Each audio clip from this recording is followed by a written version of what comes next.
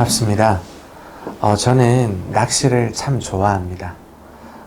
그래서 심지어 낚시 구경하는 것도 매우 좋아합니다.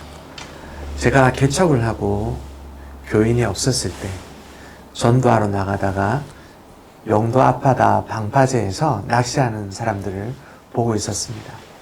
너무 외롭고 고독하고 그래서 이런 기도가 나오더라고요. 주님, 제가 낚시를 취미로 가지면은 어떻겠습니까? 낚시하는 동안 주님을 묵상하도록 하겠습니다. 라고 했더니 바로 마음속으로 응답이 왔습니다. 너는 가서 사람이나 낚아라. 예전에 내 스스로 번 돈으로 낚싯대를 산 적이 있었는데 왜 주님께서 베드로에게 사람을 낚는 어부가 되게 하겠다라고 말씀하셨는지. 왜냐하면 사람을 제자 삼는 법과 그리고 낚시를 하는 것과 유사성이 매우 많다는 사실입니다. 그래서 청년 시절로 돌아가서 20살 때인가요? 제가 낚싯대를 손수 산 게 그때가 처음이자 마지막이었는데 낚시를 하고 있었는데 물고기가 제 미끼를 무는 것이 아니고 제 다리만 계속 물고 있어가지고 철수해야 되겠다 해가지고 왼편을 봤더니 거기에 진짜 던지기만 하면 잡히는 낚시꾼이 있더라고요. 왜 나는 한 마리도 안 잡히고 왜 저 아저씨는 던지기만 하면 막 감성돔이 끊임없이 물려서 나중에 담을 곳이 없어서 철수를 했다. 이런 모습을 봤었을 때 왜 나와 이렇게 차이가 나는가? 먼 훗날에 알았죠. 뭐냐면 낚시꾼들은요, 전문 낚시꾼들은 어마어마한 밑밥을 던집니다. 그렇게 해서 황금어장을 만드는 것이죠. 엄청나게 많은 물고기를 모인 후에 물고기를 낚는 것입니다. 이것이 바로 낚시꾼들이 물고기를 잡는 비결이고요. 이것은 사람을 낚는 어부가 되는 것도 마찬가지라고 할 수 있습니다. 바로 예수님이 밑밥을 많이 뿌려 넣었고 나중에 베드로가 한 번 설교로 막 3,000명씩 낚지 않습니까? 그 이유도 바로 이런 이유라 볼 수 있다는 사실입니다. 저는 예수님이 조반을 준비하고 부활하신 후에 낙심한 이 어부 베드로를 향해서 다시 찾아오시면서 또 한 번 또 귀한 가르침을 알려주지 않습니까? 그때 요한복음에 보면 내 양을 먹이라, 내 양을 치라, 내 양을 먹이라. 유명한 베드로에게 사명을 주는 말씀이기도 하지만 오늘날 우리에게 사람을 낚는 비결이 되는 방법도 가르쳐 주는 것입니다. 왜 3번을 얘기했었을까? 사람들이 놓치는 구절이 있는데요. 처음에는 내 어린 양을 먹여라. 그 다음에는 마지막에 했던 구절은 내 양을 먹여라. 이렇게 분명한 대상이 다른 것을 볼 수 있어요. 바로 이것이 목회자들이 많이 하는 실수 중에 하나라고 볼 수 있어요. 제가 만났던 많은 목회자들은요, 말씀에 대한 충만함이 있죠. 말씀을 전하고 싶어서 정말 속에서 끌어오는 사람들이 바로 목회자라고 할 수가 있죠. 그러나 어린 양들은 그 말씀을 못 받아 먹습니다. 개척을 하고 수많은 그 새신자들을 만났지만 새신자들이 지금까지도 저에게 와서 목사님 저는 지옥에 갈 것 같습니다. 저를 구원해 주십시오 하는 사람을 본 적이 없어요. 목사님 저는 천국에 너무 가고 싶습니다. 이런 자도 난 본 적이 없어요. 저마다 세상의 무거운 짐, 육신의 짐을 지고 오는 사람들이죠. 다 질병이 있고 억울한 자들이고 빚진 자들이고 육신의 무거운 짐을 지고 왔는데 예수 이름을 통해서 구원해내는 사람들. 그렇게 예수 이름을 부르면서 기도하면서 이제 영적인 눈을 조금씩 떠가면서 이제 영의 양식을 받아먹는 거지. 마치 사람을 낳기 위해서 예를 들어서 이 비유가 적절한지 모르겠는데 소개팅을 해서 이 사람을 내 배우자로 만들어야 되겠다 해서 처음부터 키스하며 입술을 들이밀는다는 거이고 얼마나 이게 무리하고 그렇습니까? 마찬가지로 어린 양은 풀 못 먹습니다. 영의 양식을 바로 먹기가 힘들다 이 말이죠. 그래서 내 어린 양을 먹이라고 했었을 때는 육신의 것에 피로를 채워줘야 된다. 예수님이 그러셨지 않습니까? 질병을 치료해주고 얼마나 말씀을 천국 복음을 가르쳐주고 싶겠어요. 그러나 그들의 피로를 먼저 채워줬다. 그들은 어린 양이니까 그렇게 할 필요가 있다는 사실이죠. 그래서 저는 이것을 깨닫게 되고 나서 교육 전도사 때부터 어떻게 했었냐. 제자 삼기 위해서 아무것도 모르는 그 중등부 아이들 처음에 어떻게 했냐. 저는 돈이 없으니까 바로 부장 선생님한테 가가지고 예수님이 얘기한 3분의 1 어린 양에게 먹이기 위해서 예산의 3분의 1을 달라고 했습니다. 진짜 무리한 요구긴 했는데 그 부장 선생님이 그렇게 하라고 하시더라고요. 그래서 저는 그 예산의 3분의 1을 가지고 진짜 엄청나게 아이들을 계속해서 먹였습니다. 중고등부 청년 때까지 피자 사주고 정말 괜찮은 치킨이나 맛있는 식당 데려가서 그들에게 먹이고 이렇게 하면 그들이요 모일 수밖에 없습니다. 전도사님 주위로 모일 수밖에 없어요. 저는 그렇게 해서 예수님이 가르쳐준 그대로 해서 단 한 번도 실패한 적이 없었다. 이것이 예수님이 가르쳐준 사람을 낚는 어부가 되는 비결이다. 처음에는 육신의 것을 채우다 보면 결국에 그 목회자들은 너무나 말씀을 전하고 싶어하는 사람이기 때문에 결국에는 식사 자리에서 계속해서 복음이 나올 수밖에 없다는 사실이죠. 저는 장년들에게도 통하더라고요. 장년들이 왔었을 때 저는 섬기는 교회는 소고기와 함께 했다라고 시작했다고 볼 수도 있는데 처음에 첫 교인이 왔었을 때 대접했던 점심 식탁 자리가 1등급 한우였습니다. 한 명이니까 부담 없이 대접했고 그 다음에 이제 교인들이 좀 더 전도가 돼서 처음으로 이제 우리 정교인 야유회를 가을에 단풍놀이 겸 떠났는데 어디로 갔냐? 장년들이 시시하면 개모임으로 가거든요. 그래서 언양에 1등급 쇠고기 갈비살 먹으러 갔습니다. 그때는 교인들이 그렇게 많지 않으니까 정말 다 모여가지고 정교인이 소고기 먹으러 그렇게 간 적도 있습니다. 그리고 주중에 우리 교인들을 모으고 싶은데 1년 동안 못 모았어요. 그런데 어떻게 모여야 되나? 역시 쇠고기가 도움을 줬어요. 이게 바이블 런치라고 처음에 이제 쇠고기, 한우, 제비초리 이런 거 준비해가지고 한번 대접하는 거 그리고 시작은 어렵지 않으니까 그렇게 해서 주중에 첫 모임이 시작되기도 하고 그랬다 이 말이죠. 그렇습니다. 예수님의 사역을 복음서를 통해서 한번 잘 보십시오. 예수님이 회당에서 말씀을 많이 가르쳤습니까? 아니면 식사 교제 자리에서 예수님의 메시지와 사역이 왕성하게 일어났습니까? 회당으로 치면 지금의 예배당이라고 볼 수도 있잖아요. 교회라고 볼 수 있잖아요. 거기에서도 물론 말씀을 전했지만 더 많은 역사, 메시지, 제자 훈련들이 어디에서 일어났냐? 바로 제자들을 먹이려고 했던 식탁, 식사 교제의 자리에서 일어난 걸 볼 수 있어요.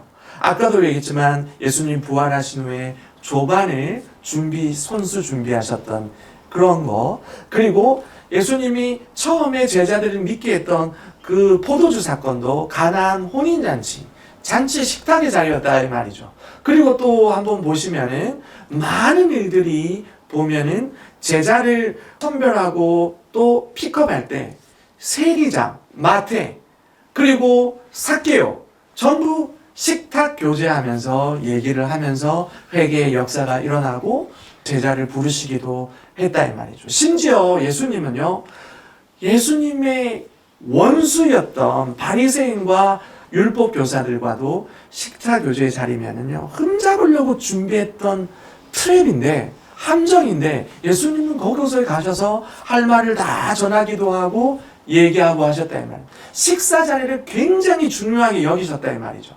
그리고 마지막에 예수님이 십자가에 달리기 전에 그 중요한 만찬의 자리, 최후의 만찬도 바로 6월절 만찬의 자리, 성만찬 자리, 다 식탁의 자리였다는 것을 기억해야 됩니다. 그래서 우리가 제자를 픽업할 때는 열심히 대면해야 됩니다. 이것을 사도들이 너무나 잘했어요. 그대로 잘 가르쳐가지고요, 제자를 삼아놓고 초대교회 두 날개, 초대교회로 돌아가자. 초대교회는 굉장히 반복되는 두 가지 표현이 있습니다. 하나는 오로지 기도에 힘썼다는 것과 또 하나는 떡을 떼며 교제했다. 여기서 계속 어린 양들이 계속해서 전도되어지고 제자 삼아지고 그리고 기도하고 성숙한 사람들은 사도들의 가르침을 받는 것이죠. 바로 우리가 말씀을 드리는 것이 아니라 뱀같이 지혜롭게 그러나 비둘기처럼 순결하게 그렇게 예수님이 가르쳐 주신 대로 하면은 실패할 수도 없습니다. 예수님은 정말 진리를 우리에게 가르쳤다 이 말이죠. 예수님이 얼마나 열심히 식탁의 교제를 말씀의 장으로 만드셨는가. 예수님의 대적자들이 이런 공격을 많이 했어요. 깔 게 없고 조롱할 게 없으니까 뭐라고 얘기했냐. 먹기를 탐하는 자. 예수님은 포도주를 즐기는 자. 이것이 예수님의 별명일 정도였다 이 말이죠. 너희들은 금식 안 하냐. 이렇게 공격이 들어왔을 때 예수님은 금식하시지도 않았어요. 그렇게까지 하면서 제자들을 굶기지 않으시고 진심을 다해서 그렇게 제자들을 어떻게든 먹이셨다. 근데 예수님은 인자가 머리 들 것도 없다 할 정도로 가난하신 분인데 돈을 버는 사람이 아닌데 어떻게 제자들을 먹이셨을까? 여기에서 복음서를 보면 잘 알 수 있어요. 그래서 세리와 죄인의 친구였다. 세리를 가장 가까이 했다. 여기서 우리가 노하우를 알 수가 있다는 사실이죠. 예수님께서 세리를 가까이 하는 것은 이미지에 굉장한 흠이 가는 일이에요. 어떻게 보면 로마의 하수꾼인들, 어떻게 보면 유대인의 정말 그 고열을 빠는 자들라고 할 수 있는, 어떻게 보면 검은 돈이라고도 할 수 있는, 그러나 세리는 친구가 없잖아요. 아무도 가까이 하지 않잖아요. 그런데 예수님에게는 거긴 유할 것도 있고, 그리고 제자들이 한 번도 대접해 보지 못한 진귀한 식탁의 장이 펼쳐졌을 거다. 물론 세리들을 구원하기 위한 것이 첫 번째 목적이기도 했다 이 말이죠. 저도 이런 그 유혹이라면 유혹인지 모르겠지만 코로나 시절에 사실은 교회에서 노회에서 이런 회사로부터 지원이 있을 때가 있었습니다. 근데 제가 좋아하지 않는 교회였어요. 문제가 있는 교회는 아니지만 제가 별로 좋아하지 않는 교회에서 연락이 왔습니다. 사례를 어느 정도 1년간 보조해 드리겠습니다 했는데 저는 안 받고 싶더라고요. 그래서 저는 안 받았습니다. 또 연락이 오는 거예요. 왜 안 받으시냐고요. 다른 목사님들은 받으려고 난리인데 왜 목사님은 안 받으시냐고. 그러니까 제가 좀 고민이 되더라고요. 그래서 동료 목사님하고 얘기를 좀 하니까 왜 안 받으냐고. 목사님이 받기 싫으면 가난한 자들에게 흘러보내라는 것입니다. 그러니까 우리 교회에 가난한 사람들이 생각이 났습니다. 그래서 다음에 기회가 오면 받아야지 했는데 아니다 다를까 또 연락이 와서 그때는 받았습니다. 열심히 받았습니다. 그래서 제 아내를 갖다 준 것이 아니라 우리 코로나 때 정부 지원금 있지 않습니까? 그걸 사실 우리 교회가 먼저 했어요. 월세 지원금 해가지고 전교인에게 보편적으로 이렇게 지급하겠다, 나눠주겠다니까 교인들이 좋아라 하더라고요. 깜짝 놀라 하더라고요. 그런데 필요 없는 사람도 있지 않습니까? 그러면 이 사람들 거는 계속 모아주어서 가장 어려운 사람에게 한꺼번에 주기도 했습니다. 평생에 잊지 못하는 그런 감동이 되었겠죠.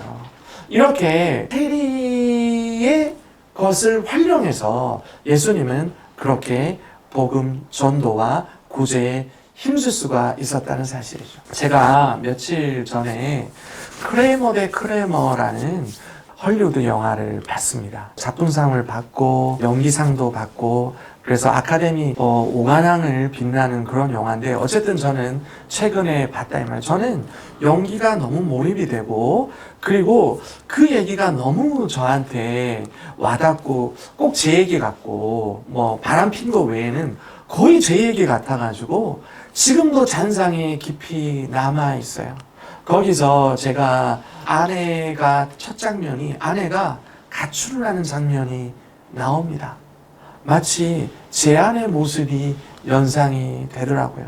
개척을 하고 나서 아내에게 한 푼도 사례를 못 주고 있었을 때 아내는 얼마나 힘들었을까. 그런데 교인들은 내가 돌아봤지만 아내는 내가 돌아봤나. 거기에 나오는 영화의 아내는 가출을 했습니다. 그런데 제 아내는 가출하지 않고 저한테 상담심리대학원을 가고 싶다는 거예요. 저는 말렸어요. 어디를 가냐, 개척교회 해야지. 어디를 가냐 하는데 그때 아내가 정말 그 아내 여자를 한스럽게 하면 온열의 서리가 낀다는 그런 얘기를 제가 직접 아내 얼굴에서 봤어요. 아내가 정말 말릴 수 없는 비통한 눈물을 흘리면서 자기가 이걸 해야 되겠다는 거예요. 그거는 제가 말릴 수가 없는 거였어요. 결국에 아내는 상담심리대학원을 갔고요. 저는 목회를 혼자 하게 되었습니다. 그리고 아내가 밤늦게까지 공부를 해야 했기 때문에 제 아들하고 그렇게 있어야 했지요. 그때 제가 이 영화를 보고 아내에게 찾아갔습니다.